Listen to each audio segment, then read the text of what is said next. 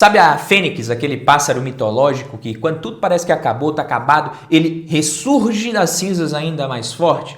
Então será que o Bradesco, que já foi sinônimo de grande potência no setor bancário, ainda é, né? Mas que vem sofrendo muito nos últimos tempos, nos últimos trimestres, ele vai renascer das cinzas muito mais forte agora, as ações despencando, investidores às vezes ali meio desanimados, lucro encolhendo. Então parecia que o banco estava meio que sendo consumido pelo fogo do mercado, pelas mudanças no setor, mas agora, depois de tantas pancadas, estaria o Bradesco prestes a dar a volta por cima. Fica até o final porque saiu o resultado aqui do último trimestre de 2024 desse banco e a gente vai dar uma olhada para ver se ele está realmente se erguendo ou se essa aí não passa de fumaça, de fogo de palha e de ilusão. E antes de partir para o tema, eu queria te convidar para conhecer a Lumen, a minha consultoria de investimentos. Se você já investe, mas ainda tem insegurança com relação aos teus investimentos, a tua alocação e gostaria de um suporte, de ajuda para montar uma carteira de investimentos inteligente de forma diversificada, para você não ficar mais com aquela indecisão, né, com aquela sensação de que será que eu estou no caminho certo ou não? Pô, eu comecei até mais certo do que eu iria fazer aqui com relação aos meus investimentos, agora a carteira está crescendo, parece que eu estou um pouco confuso, quer acabar com isso? Clica nesse link aqui, preenche o formulário que alguém da Lumen vai entrar em contato com você e também consultoria sem conflitos de interesse, pra você não ficar pensando, será que está me recomendando é porque vai ganhar comissão? Não tem nada de comissão, beleza? Então se você quer ajuda nos teus investimentos de forma personalizada, clica nesse primeiro link para você conhecer a Lumen Investimentos. E primeiramente agora vamos para os resultados aqui dos números do Bradescão da Massa. O banco reportou um lucro líquido recorrente de 5,4 bilhões de reais no quarto trimestre de 2024, uma alta de 87,7% em relação ao mesmo período do ano de 2023, de acordo com o resultado divulgado hoje. Esse lucro ficou acima do que era esperado pelo consenso ali da Bloomberg, mas não muito acima. O mercado estava esperando 5,3 bilhões, mas com isso o banco fechou 2024 com 19 bilhões de reais de lucro. Tá? Esse lucro líquido, ele foi, como eu falei, 2 bilhões acima do que estava implícito no centro do guidance do Bradesco também. E de acordo com o CEO do banco, esse resultado ele só foi possível porque eles conseguiram aproveitar o momento para crescer a carteira de crédito em linha de margens mais altas, em linhas com margens maiores. Então sim, o Bradesco ele começa a colher bons resultados nessa fase de recuperação. Após uma sequência bem negativa, com rentabilidade bem abaixo da média e dos principais concorrentes ali, incluindo a questão da inadimplência, que cresceu muito forte. O Bradesco parece que está conseguindo arrumar a casa, as despesas caindo, a margem com o cliente crescendo. É claro que o Bradesco ainda não conseguiu recuperar a rentabilidade a ponto de bater o ROI do Itaú, nem mesmo de Santander, Banco do Brasil. Caminhada do Bradescão ainda é longe, meus queridos amigos, mas com um ROI de quase 12%, 11,7%, o retorno sobre o patrimônio líquido de 2024 do Bradesco já foi bem melhor que o de 2023, que foi muito ruim. O ROI do quarto trimestre de 2024 foi de 14,2%, acima dos 7,3% do quarto tri de 2023. Se os resultados esse ano melhorarem ainda mais que o esperado, como em 2024, a tendência pode ser até positiva para as ações. E para 2025, nada de relaxar também na recuperação aqui, porque a diretoria, segundo ele, segue bem focada. 2025 não vai ser fácil para ninguém, nem para o Bradesco, nem para banco nenhum. Inclusive o CEO já disse que eles já reduziram o apetite a risco na concessão de crédito, não vamos ficar emprestando dinheiro fácil demais. A carteira de crédito vai crescer em linha com o mercado em 2025, está todo mundo segurando a onda, fechando a casinha. A prioridade do banco é não tomar mais risco, né, do que o necessário, como já foi em outros momentos, né? Então agora a prioridade é sustentabilidade, fechar a casinha, segurança e controle na concessão de crédito. Esse crescimento das receitas com risco de crédito mais controlado foi justamente o que fez a rentabilidade melhorar, e o banco ele deve continuar tendo isso como prioridade. E junto com esse resultado, o Bradesco divulgou a projeção com a expectativa de crescer de 4 a 8% a carteira de crédito, com margem financeira de 37 a 41 bilhões. Inclusive, a margem financeira com cliente total melhorou 4,7% contra 2023, subindo para 16 bilhões de reais.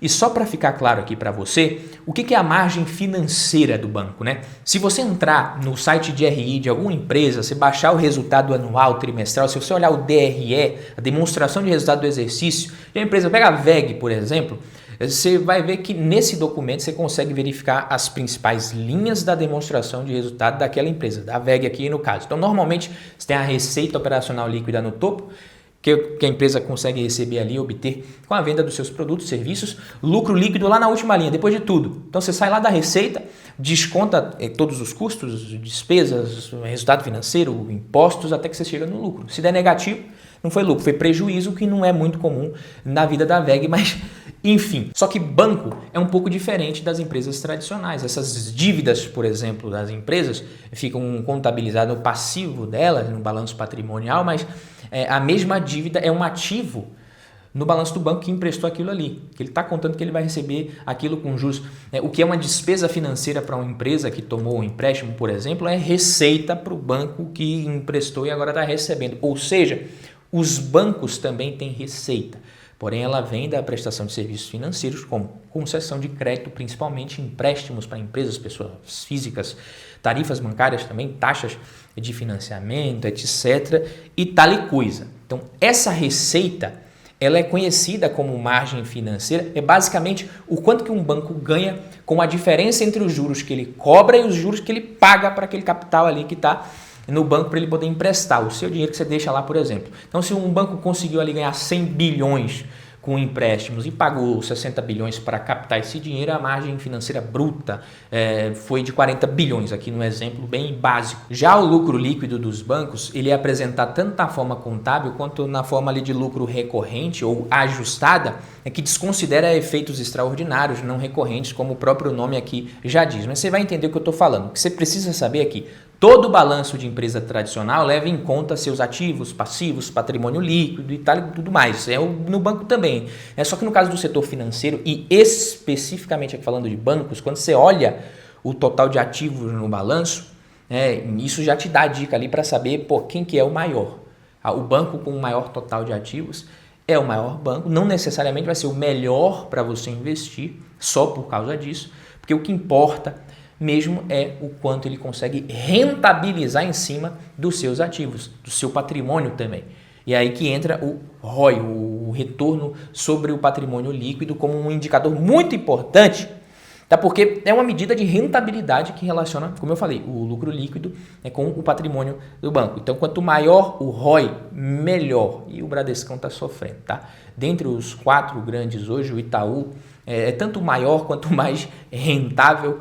No crédito, o Bradesco, ele se destacou ali pela carteira para pessoas físicas, financiamento para consumo, para pessoa jurídica, a linha de capital de giro também, que é uma das mais arriscadas. Sem capital de giro a empresa quebra mesmo, então se a empresa está precisando de capital de giro ali, geralmente é um empréstimo que o banco considera um pouco mais arriscado, principalmente a depender do balanço da empresa que está pedindo esse empréstimo, e por isso o juros cobrado também é maior, mas enfim, o banco consegue controlar isso. A receita com o serviço do Bradesco aumentou 13,7% no ano, influenciado também pelo aumento da participação na Cielo, mas desconsiderando esse efeito, o total de receitas teria variado ali 7,9% no ano. As despesas com PDD caíram 10,6% em relação ao mesmo período de 2023, para todo mundo melhorou, que é um tipo de reserva de emergência dos bancos, e emergência é algo que o Bradesco tem tido. Imagina que você empresta dinheiro para um amigo e ele fala que em janeiro vai te pagar, em janeiro do ano que vem, aí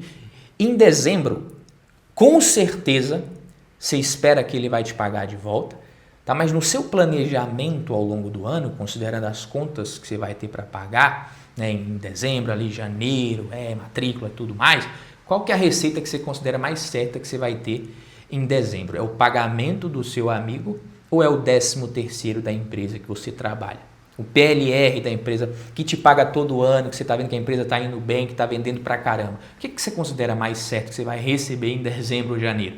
Com certeza é o dinheiro da empresa. O dinheiro que você emprestou, é nem bom você contar com ele, não criar muita expectativa, vai que atrasa, né? Se você mantiver o amigo já tá bom. Então, quando você programa o seu orçamento ali final de ano, para você não depender dessa grana que você emprestou, você está fazendo uma espécie de PDD na sua pessoa física mesmo. Você já está se programando aqui, né? Mesmo se não me pagar, eu vou dar conta. E se ele atrasar, se ele simplesmente nunca te pagar, você já está preparado para tomar este baque nas costas. E os bancos fazem exatamente a mesma coisa. Quando eles emprestam dinheiro para um monte de gente, seja pessoa física, empresa, até governo, eles sabem, né, que uma parte desse dinheiro pode não voltar nunca mais. Então, para evitar surpresas, separa ali um pouquinho para cobrir esses calotes, é o melhor que o banco faz para não ter, né, muita preocupação com relação a isso. Então, o banco está basicamente tirando o dinheiro, que seria lucro, colocando de lado como precaução. O lucro fica menor naquele momento, como estava ficando do Bradesco e dos grandes bancos também, mas se menos gente dá calote depois, ele pode reduzir, aí isso aí pode até virar lucro, o lucro subir lá na frente. Ou seja, se o banco está aumentando muito a sua provisão, presta atenção, pode ser um sinal de que ele está se preparando para um aumento na inadimplência. Se ele estiver reduzindo demais isso daí, pode ser que ele esteja otimista demais, pretendendo se arriscar demais, e isso pode ser arriscado. Você fala, esse banco está caindo para cima demais. Foi mais ou menos, podemos dizer, um pouco do que o Bradesco fez para entrar nessa situação e agora está tentando sair. Então é isso. Dentre os pontos mais importantes na análise do resultado de um banco, que geralmente não é o que você mais analisa em empresas de outros segmentos, você tem carteira de crédito, retorno sobre o patrimônio líquido e inadimplência, tá? E o que isso tem a ver no Bradesco aqui? Mais importante que o tamanho da carteira de crédito é a qualidade do crédito do banco. A carteira de crédito expandida do Bradesco está na casa ali dos 981 bilhões de reais, alta de 11,9% no trimestre, 4% no ano. Cresceu 13,3% pessoa física, 10,9% pessoa jurídica. Cresceu com mais qualidade de crédito. Lembrando que o banco ajustou os modelos de originação, de concessão de crédito, com destaque para a pessoa física e pequenas e médias empresas. E na questão da inadimplência, é preciso se avaliar isso no tempo, né? Como é que está ali no tempo o indicador de inadimplência, está aumentando, diminuindo, para você ver como é que anda a capacidade dos clientes de honrarem esses pagamentos aí. Então, o indicador mais observado pelo mercado é o de 90 dias, ou seja, o percentual de carteiras de crédito que possuem ali pelo menos uma parcela em atraso por 3 meses ou mais. Então, e esse índice de inadimplência, acima de 90 dias, ele melhorou 0,2 ponto percentual no trimestre e 1,1 no ano, ficando em 4%, o Bradesco segurando a onda ali, a inadimplência caindo. E segundo o banco, isso reflete a qualidade das novas safras de crédito que seguem registrando baixos níveis de atraso. Então, o que você tem que entender é: as safras anteriores ainda estão impactando os números? Sim, mas as novas estão ajudando a equilibrar já. Então, à medida que o peso das novas safras vai crescendo e o das antigas vai diminuindo, a tendência é que o banco consiga entregar mais resultado, mais rentabilidade, desde que não erre a mão de novo e se complique de novo. Lembra que eu falei da melhora dos modelos de originação? Pois é, o Bradesco ele viu que os critérios precisavam ser mais rigorosos e até mesmo mais específicos. Pô, todo mundo emprestou dinheiro lá atrás. Por que só a gente se ferrou muito mais do que o Banco do Brasil, do que o Itaú? Vamos ver aqui, estamos emprestando às vezes para caloteiro e às vezes negando empréstimo para quem teria mais condições de pagar. Vamos reorganizar isso daqui, precisa ajustar, isso. Foi o que eles fizeram, tem dado certo nessa recuperação. Parece que estão aprendendo, não sei se cedo ou tarde demais. Tanto que o Bradesco também divulgou as projeções esperando que a carteira de crédito cresça entre 4% e 8% esse ano. É um ritmo menor que 2024, né? Porque já está vendo ali que não adianta crescer, dar um passo maior que a perna.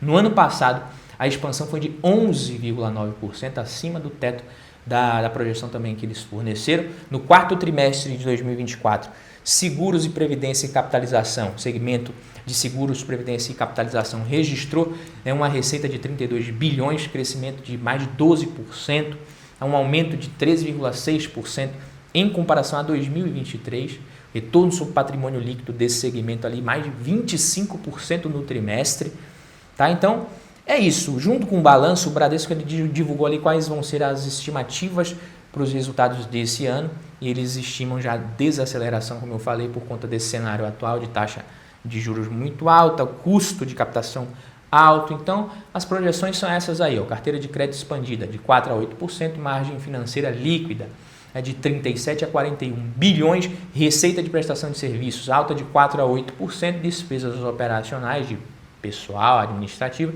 alta de 5 a 9%, resultado das operações de seguros, previdência e capitalização alta de 6 a 10%.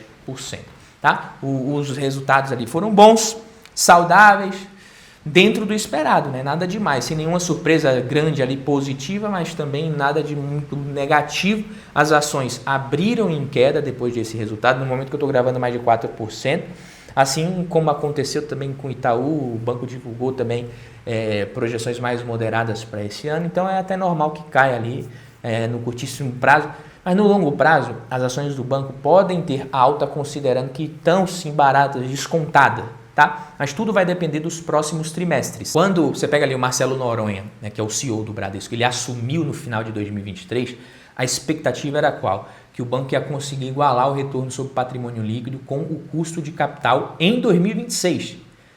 Esse custo de capital ele era de 14,5% no final de 2023, ele subiu para 16%. Não é fácil alcançar esse objetivo. Se eles conseguirem, sim, as ações devem entregar um ganho de capital legal para quem está pagando este preço. O que eu acho do Bradesco, eu vou ser bem sincero aqui com você, eu acho que o Bradesco está barato, que a ação está descontada. No meio do ano passado eu gravei um vídeo quando as ações estavam ali na faixa de R$12,30, em junho mais ou menos, final de junho, quando estava na casa dos R$12, e eu disse com todas as letras que na minha visão tinha ficado barato demais para ignorar. Comprei ações do Bradesco, mas não com foco em segurar esse buy and hold de longuíssimo prazo. Eu sou sempre bem sincero aqui, tá? Eu comprei porque eu acredito no ganho de capital no médio prazo, simplesmente por isso. Mas na minha opinião, o Bradesco ele não está acompanhando a transformação tecnológica do setor e nem se adequando às mudanças rápidas de comportamento do consumidor, como os grandes bancos estão fazendo, como o Itaú, por exemplo. Eu não acredito que o Bradesco vai ressurgir das cinzas com muito mais força por dois motivos. Primeiro, que você pega ali, quando o banco sofreu pra caramba, lucrou 15 bilhões em um ano. Isso não é cinza, né? Então não dá para dizer que o Bradesco acabou. E também eu não acho que vai voltar mais forte do que nunca, a ponto de, por exemplo, um dia bater de igual para igual, superar o Itaú. Não. Então, hoje, o cliente está cada vez mais digital, menos paciente, quer tudo rápido, quer tudo mais barato. Não sei como é que vai ser daqui a 10, 15 anos, por exemplo. Até na questão da seguradora do Bradesco ali, que é um negócio que vem salvando os resultados, carregando o Bradesco nas costas, eu não vejo talvez um modelo que vai conseguir manter a mesma força caso o banco em si perca espaço e clientes, né, indo menos nas agências, enfim. Isso eu vejo isso em todos os bancos, mas no caso do Bradesco, que explora muito isso, né?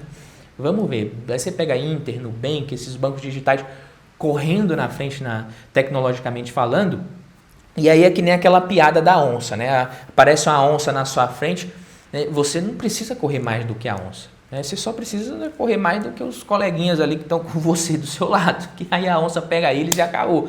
No setor bancário, o mais lento ele fica para trás. O Bradesco, na minha visão, demorou demais e vai pagar esse preço, vai ser amargo. É um banco gigante, sólido, tem muita relevância, pode voltar a entregar valor, sim, tem potencial de ganho de capital no médio prazo, mas me parece travado, menos conectado com o cliente, até na PJ. Por isso, embora eu veja valor nas ações agora, principalmente no médio prazo, essa possibilidade de valorização, não pretendo manter no longuíssimo prazo, como eu já falei desde o meu primeiro vídeo aqui sobre Bradesco, naquela ocasião. Quando o assunto é investimento em tecnologia, segurança, o Itaú, por exemplo, está muito na frente. Tá? Isso não é só impressão. Você consegue sentir no dia a dia, principalmente se você é cliente PJ, se você depende desse serviço, emissão de boleto, em quantidade, por exemplo, você vai ver, o Itaú é muito mais brabo. Então, você vai ver ali vários bancos ali, cliente pagando boleto errado, pagando boleto clonado, dor de cabeça.